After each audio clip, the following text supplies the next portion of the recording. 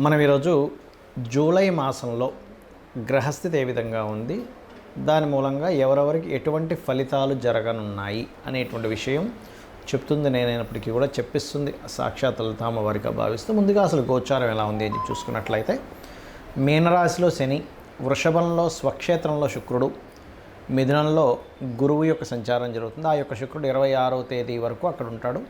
27వ తేదీ నుంచి గురువుతో శుక్రుడు కలుస్తాడు. అదేవిధంగా మనకి కర్కాటకంలో బుధుడు ఉన్నాడు. మరియు అదేవిధంగా సింహరాశిలో కుజుడు కేతువు యొక్క సంచారం జరుగుతుంది. కుంభంలో రాహు. ఇక చంద్రుడు ప్రతి 2.5 రోజులకు ఒక్కో రాశి మారుతూ ఉంటాడు. అయితే ఈ యొక్క విషయాల వల్ల, అంటే ఈ గ్రహస్థితి వలన ఎటువంటి స్థితిగతులు ఉంటాయి, అలాగే ఏ పరిహార మార్గం చేసుకోవడం ద్వారా దాని నుంచి బయటపడతాం అనేటువంటి విషయాలు మనం ఒక్కొక్క లగ్నరీత్యా తెలుసుకుందాం. లగ్నం తెలియని వారు రాశి నుంచి చూసుకోండి. మకర లగ్నము, మకర రాశి. మకరం వారి కనుక చూసుకున్నట్లయితే 3వ స్థానంలో శని సంచారం అనేటువంటిది చాలా మటుకు మీరు ఉన్న ప్రదేశం నుంచి మారడం మూలంగా ఖచ్చితమైనటువంటి ఫలితాలు వస్తాయి. అష్టమ స్థానంలో కుజుడు కేతువు కలిసి ఉన్నందుకు మీరు ఏదైనా ప్రాపర్టీ తీసుకున్నా తాతగారి ఆస్తికి సంబంధించిన విషయంలోని చాలా జాగ్రత్తగా ఉండాలి. మరియు మరొక విషయం ఏంటంటే, కొంతమంది చూడండి ఏదైనా రీసెర్చెస్ చేస్తూ ఉంటారు ల్యాబ్స్లో, అటువంటి విషయాల్లో చాలా జాగ్రత్తగా ఉండాలి. ఇది ప్రధానంగా తీసుకోవాల్సిన అంశం. కొన్ని కోర్సెస్ తీసుకునే విషయంలో, అందులో ముఖ్యంగా గవర్నమెంట్ కోర్సెస్లో జాయిన్ అయ్యేటువంటి వారు అది మీకు సూట్ అవుతుందా కాదా, చేయలేరు అనేటువంటిది ఏది లేదు. ఎవరైనా ఏదైనా చేయగలరు. ఫస్ట్ మీకు అది సూట్ అవుతుందా లేదా, సెట్ అవుతుందా లేదా, అనవసరంగా డబ్బులు పెడుతున్నామా అనేటువంటిది government courses, IAS IPS courses చేసేవారు కొంత జాగ్రత్తగా ఉండాలి. అలాగే మరొక విషయం ఏంటంటే, ఇక్కడ గమనించుకున్నట్లయితే సంతానం కోసం ప్రయత్నం చేసేటువంటి వారికి చాలా అనుకూలంగా ఉంది. రెండవ సంతానం కోసం ప్రయత్నం చేసేటువంటి వారికి సంతాన ప్రయత్నము, ఎందుకంటే పంచమ స్థానంలో శుక్రుడు ఉన్నాడు. కాకపోతే ఇక్కడ ధనస్థానాన్ని గురువు వీక్షిస్తున్నందుకు కొంతవరకు ఫైనాన్షియల్ గ్రోత్ అనేటువంటిది ఉంటుంది. కాస్త వాహనాల మీద వెళ్ళేటప్పుడు స్పీడ్గా వెళ్ళకండి. కాస్త మనం ఇంట్లో ఏదైనా పవర్ రిలేటెడ్ సంబంధించిన ఏవైనా రిపేర్స్ ఇట్లాంటివి చేసుకునేటప్పుడు కూడా 4వ అధిపతి అంటే గృహానికి కారకుడైనటువంటి కుజుడు అష్టమ స్థానంలో అగ్నితత్వ రాశుల్లో ఉన్నందుకు కొన్ని అగ్ని సంబంధించినవి కొంతమంది ఇళ్లలో మనకి చూడండి, ఈ స్టవ్ దగ్గర ఏదైనా స్త్రీలు ముఖ్యంగా ఏదైనా వంటలది వండేటప్పుడు కూడా కొన్ని వేరే ధ్యాసలో ఉన్నప్పుడు కొన్ని జరుగుతూ ఉంటాయి, కాలిపోవడం లాంటివి. ఇట్లాంటివి కొన్ని జాగ్రత్తలు, చేయి కాలడం ఇట్లాంటివి చిన్నవి, ఆ విషయంలో జాగ్రత్తగా ఉండండి. కొన్ని కట్ చేసేటప్పుడు ఇలాంటి విషయాల్లో కూడా, ఎందుకంటే కుజుడు కేతువు కదా, కేతువు ఏంటంటే షార్ప్ నైఫ్స్, కొన్ని రెప్టైల్స్తోని, లేనట్లయితే కొన్ని ఊర్లలో ఉండేటువంటి వారి సర్పాలతోని, లేకపోతే ఈ జర్రెలు, తేళ్ళు, వీటితో కూడా కొంత ఇబ్బంది ఉంటుంది ఆల్ ఆఫ్ సడన్గా. ముఖ్యంగా మకరం వారికి ఈ విషయంలో జాగ్రత్తగా ఉండాలి. ఇక ఉద్యోగ అవకాశాలు ఖచ్చితంగా వచ్చి తీరుతాయి, అందులో ఎటువంటి సందేహం లేదు. గుర్తుపెట్టుకోండి, ఖచ్చితంగా ఉద్యోగ అవకాశాల విషయంలో, అంటే ఉన్న ప్రదేశం కాకుండా ఇతర ప్రదేశాలకు వెళ్ళడం ద్వారా కూడా కొన్ని కొత్త ఉద్యోగ అవకాశాలు వస్తాయి. అది బలంగా చూపిస్తుంది జన్మజాతకంలో. ఎందుకంటే ఇక్కడ ఉన్న ప్రదేశంలో రావు ఎక్కడ కూడా, బికాజ్ ఆఫ్ ఈ పంచమాధిపతి దశమాధిపతి అయినటువంటి శుక్రుడు పంచమంలో ఉన్నాడు. అది కాకుండా గురువు 6లో ఉండి 2ని చూస్తున్నందుకు 6 అంటే ఎక్కడో ఉండడం, తద్వారా ధనం రావడం, లేదా వేరే ఎక్కడో ఉండేటువంటి కంపెనీస్తో మీరు జాబ్ చేయడం, ఇట్లాంటి వాటి వల్ల ధనయోగం అనేటువంటిది ఉంది. మీరు ఎక్కువగా లలితా అమ్మవారి యొక్క ఆరాధన చేస్తూ ఉండండి. మరియు ఓం అష్టమీ చంద్ర విభ్రాజ అలికస్థల శోభితాయే నమః అనే నామస్మరణ చేయండి. అన్ని విధాలా మీకు బాగుంటుంది. నన్ను చాలామంది అడుగుతున్నటువంటి కొన్ని ప్రశ్నలకి ఇప్పుడు ఈ వీడియోలో నేను మీకు చెప్తాను. చాలామంది ఏంటంటే నన్ను అడుగుతున్నటువంటిది, అసలు ఒక జన్మజాతకం తీసుకున్నప్పుడు అందులో అస్సలు మహాదశ కానివ్వండి, యోగాలు కానివ్వండి సరిగ్గా లేక చాలా దారుణమైనటువంటి స్థితిలో ఉన్నప్పుడు కూడా మనం బయటపడవచ్చా అన్నది చాలామంది అడిగారు. నేను ఒకటే గుర్తుపెట్టుకోండి, మొట్టమొదటిగా మనం అర్థం చేసుకోవాల్సింది ఏంటంటే, గ్రహాలు మిమ్మల్ని దారుణమైన స్థితిలోకి తీసుకెళ్ళట్లే. మీ యొక్క పూర్వజన్మ కర్మే మిమ్మల్ని ఈ దారుణమైన స్థితిలోకి తీసుకొచ్చింది. అది బ్యాడ్ కర్మ అయితేనేమో ఒక రకంగా ఫైనాన్షియల్గా, హెల్త్ పరంగా, అపకీర్తి పరంగా అన్ని విధాలా ఇబ్బంది పడతాం. గుడ్ కర్మ ఉంటే అదే పరంగా మనిషి ఒక స్టేజ్కి వెళ్తాడు. అయితే మనం ఇక్కడ అర్థం చేసుకోవాల్సింది ఏంటంటే, కర్మ మనల్ని ఆ స్టేజ్కి తీసుకెళ్తుంది. కానీ ఆ కర్మ ప్రదాత అయినటువంటి ఆ యొక్క అమ్మవారు కానివ్వండి, స్వామివారు కానివ్వండి, పరమేశ్వరుడు అనుకోండి, మీరు పూజించేటువంటి ఏ దేవతా స్వరూపమైనా కానీ, అది విష్ణువు, శివుడు, రుద్రుడు ఎవరైనా కానీ, వాళ్ళ చేతిలో, వాళ్ళ యొక్క కనుసైకల్లో ఈ విశ్వం మొత్తం తిరుగుతూ ఉంటుంది. గుర్తుపెట్టుకోండి.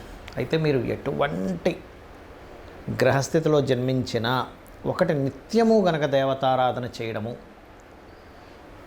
జస్ట్ మీకు ఏ మహాదశ ఏ అంతర్దశ నడుస్తుందో దానికి సంబంధించి దానం కనుక ఇవ్వగలిగితే ఇంకేం పెట్టుకోకండి. నేను భగవంతుడిని పట్టుకున్నాను, నాకు ఖచ్చితంగా మంచి జరుగుతుంది అనేటువంటి భావనలో ఉంటే 100% సెట్ అవుతుంది. ఇక రెండవ ప్రశ్న ఏంటంటే, కొంతమంది ఈ మధ్య నన్ను అడిగారు, ఏమండి ఇప్పుడు ఇవాళ రేపు ఎక్కువ సిజరన్స్ అవుతున్నాయి కదా, సిజరన్లో పుట్టినటువంటి వ్యక్తికి కూడా గ్రహాల యొక్క ప్రభావం పడుతుందా అని. ఒకటే గుర్తుపెట్టుకోండి, మనకి పూర్వజన్మ కర్మ వల్ల గ్రహ ప్రభావం అనేది మన మీద ఉంటుంది. ఇప్పుడు సిజరన్లో పుట్టినంత మాత్రం ఆ వ్యక్తి జ్వరం లేకుండా లేదు, ఆ వ్యక్తికి అంటే సి సెక్షన్ చేసి బయటికి తీస్తారు న్యాచురల్గా కాకుండా. అదేవిధంగా ఆ వ్యక్తికి ఏ ఇబ్బందులు రాకుండా ఉండట్లేదు, ఎందుకంటే మంచి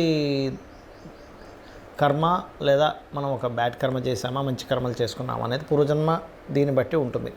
అయితే ఇక్కడ మరొక క్వశ్చన్ దీనికి అనుసంధానంగా ఏమడుగుతున్నారంటే, ఇప్పుడు మనం పెట్టినటువంటి ఒక ముహూర్తంలో పెట్టుకుంటాం అంటే చాలామంది అడుగుతుంటారు, ఏమండి ఇలాగా న్యాచురల్ డెలివరీ అవ్వదు, సో మీరు ఎవరినైనా పురోహితుల్ని లేకపోతే ఆస్ట్రాలజర్ని కనుక్కొని పలానా 1 వీక్లో మీరు ఒక మంచి రోజు చూసుకొని చేసుకోండి పలానా టైం అని చెప్తూ ఉన్నప్పుడు, ఆస్ట్రాలజర్ని సర్వసాధారణంగా తల్లిదండ్రులు వాళ్ళు పడ్డ కష్టాలు కాకుండా వాళ్ళ పిల్లలైనా బాగుండాలనేటువంటి ఒక మంచి ఆలోచనతో వస్తారు. తద్వారా పలానా రోజు చేసుకోండి బాగుందని చెప్పడం జరుగుతుంది. అయితే ఇక్కడ ఏంటంటే క్వశ్చన్ ఏంటంటే, చాలామంది మరి అలాగ మనం ముహూర్తం పెట్టినప్పుడు ఆ వ్యక్తికి అన్ని కర్మలు పోతాయా ఒక మంచి ముహూర్తంలో పుట్టినప్పుడు అంటే, ఒకటే చెప్తాను మీకు, మనం పెట్టడం కాదు అసలు అక్కడ ముహూర్తం. ఆ జీవుడు అక్కడ పుట్టాలని రాసి పెట్టుంటే ఈ యొక్క ఆస్ట్రాలజర్కి కావచ్చు లేదా పంతులు గారికి ఎవరికైనా మన టెంపుల్స్లో ఉండే పురోహితులు ఎవరైనా పలానా రోజు చేసుకోండి అని చెప్పినప్పుడు వాళ్ళ ఆ జాతకుడు మంచి పుణ్యకర్మలు చేసుకుని ఉంటే ఖచ్చితంగా ఆ టైంకి పుట్టేస్తాడు వీళ్ళు పెట్టిన ముహూర్తానికి. లేదనుకోండి, నేను చాలా కేసెస్ చూసింది ఏంటంటే, మంచి ముహూర్తం పెట్టినా కూడా జీవుడికి ఆ టైంలో పుట్టే యోగం లేదు. అంటే ఆ జీవుడు పలానా కర్మలు అనుభవించడానికి ఒక పర్పస్ కోసం పుడతారు. ప్రతి ఒక్కరు కూడా ఖచ్చితమైన ఒక పర్పస్ ఉంటుంది. ప్రతి జీవి ఒక పర్పస్ కోసం పుడుతుంది. ఆ పర్పస్ కోసం పుట్టేటప్పుడు ఏ సమయంలో పుట్టాలో ముందే డిసైడ్ అయి ఉంటుంది. మనము పలానా ఉదాహరణకి ఇప్పుడు ఇది జూన్ మాసం నడుస్తుంది అనుకుందాం, జూలై 10వ తేదీయో పెట్టాం, కానీ వాళ్ళు జూలై 9వ తేదీ తల్లికి కాస్త పెయిన్స్ స్టార్ట్ అయిపోయి ఇమీడియట్లీ హాస్పిటల్లో తీసుకెళ్ళి జాయిన్ చేసేసి డెలివరీ చేసేస్తారు, ఆపరేషన్ చేసేస్తారు. ఎందుకంటే పెయిన్స్తో ఉన్నప్పుడు 10వ తేదీ దాకా ఆగరగా 9వ తేదీ వస్తాయి. ఆ రకంగా జరుగుతుంది, గుర్తుపెట్టుకోండి. కానీ సర్జరీ చేసినప్పుడు పుట్టిన అంటే సి సెక్షన్లో పుట్టిన న్యాచురల్గా డెలివరీ అయినా ముందే ఫిక్స్డ్. కాకపోతే ఏంటంటే కొంచెం వీళ్ళు చేసుకున్న పుణ్యం ఉంటుంది, తల్లిదండ్రులు చేసుకున్న పుణ్యకర్మలు ఏవైనా ఉంటాయి, అవి కొంతవరకు వీళ్ళని సరైన సమయంలో పుట్టేలాగా కూడా తోడ్పడుతుంది. అయితే ఇక్కడ చాలామంది ఏంటంటే భయపడుతున్న అంశాలు ఏలినాటి శని, కాలసర్ప యోగం, ఇది చాలా పెద్ద ఎఫెక్ట్ ఇస్తుంది అనేటువంటిది ఒక మిత్తులో ఉంటున్నారు. ఒకటి గుర్తుపెట్టుకోండి, నేను చాలా వీడియోలు చెప్పాను, మళ్ళీ చెప్తున్నా. 180 మంది ప్రెసిడెంట్ల జాతకాలు నెట్లో నేను సెర్చ్ చేసి చూశాను. అందులో 90% ఆఫ్ ఈ యొక్క ప్రెసిడెంట్లకి కాలసర్ప యోగం ఉంది. అంటే ఒక్కసారి మనం ఆలోచించినట్లయితే, మరి వాళ్ళు ప్రెసిడెంట్లు అయ్యారే కాలసర్ప యోగం ఉన్నప్పుడు మనం ఎందుకు మన జీవితం ఏదో పాడైపోతుందని ఆలోచిస్తున్నాము అనే ఒక్క చిన్న లాజిక్ పాయింట్ మీరు అర్థం చేసుకుంటే సెట్ అవుతుంది. అంటే ఎందుకు అంటే, వాళ్ళ పర్సనల్ చార్ట్స్లో ఓ దేశానికి నాయకుడు అయ్యే యోగం ఉంది.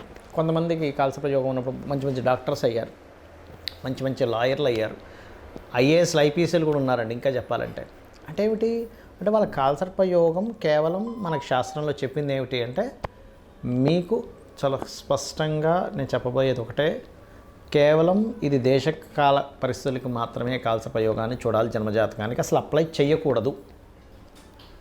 గుర్తుపెట్టుకోండి. ఏమండి లేదండి నాకు దానివల్ల అవుతుంది, అదంతా మీ మిత్తని చెప్తాను నేను. ఖచ్చితంగా మీ యొక్క నెగటివ్ థింకింగ్ వల్ల అలా అనిపిస్తుంది, దీనివల్లే అవుతుందేమో అని. కానీ వేరే కారణాలు ఉంటాయి. సంపాదించలేకపోతున్నాము, సెకండ్ లార్డ్ ఎక్కడో ఇబ్బంది పడి ఉంటాడు, ఉద్యోగం రావట్లేదండి కాలసర్ప యోగం వల్ల. మీ 10th లార్డ్ చూడండి ఫస్ట్, మీ 10వ అధిపతి ఏమిటి, ఎలా ఉంటుందంటే అన్నిటికీ కూడా తలనొప్పి వచ్చిన కాళ్ళకి ఆయిల్ రాసుకున్నట్టుగా ఉంటుంది పరిస్థితి. కాబట్టి అలా కాదు. 10వ అధిపతి ఏమిటి, వివాహం అవ్వట్లేదు కాలసర్ప యోగం అనుకుంటారు, కాదు. మీ 7వ అధిపతి ఎలా ఉన్నాడు, వివాహ జీవితంలో గొడవలు అయిపోతున్నాయి, విడాకులు అయిపోతున్నాయి, 12వ అధిపతి ఎలా ఉన్నాడో చూడండి. ఆరోగ్యం బాగాలేదు, 4, 5, 6 అధిపతులు ఎలా ఉన్నారో చూడాలి. ఇలా ఒక్కొక్క దానికి పర్టికులర్గా శాస్త్రంలో కొన్ని ఫార్ములాస్, కొన్ని భావాలు చెప్పబడింది. అలాగే ఏలినాటి శని విషయంలో కూడా మీరు గుర్తుపెట్టుకోండి, ఎప్పుడు కూడా శని అనగానే వెంటనే మనం నెగిటివ్గా వెళ్ళిపోయి నాకేం కలిసి రాదు, నేను ఏం చేసినా కలిసి రాదు, అది కాదు. కర్మకారకుడు, కర్మప్రదాత, ఆయనకి ఒక పోర్ట్ఫోలియో ఇవ్వడం జరిగింది. మీ మంచి చెడు కూడా ఆయన ఇస్తాడు.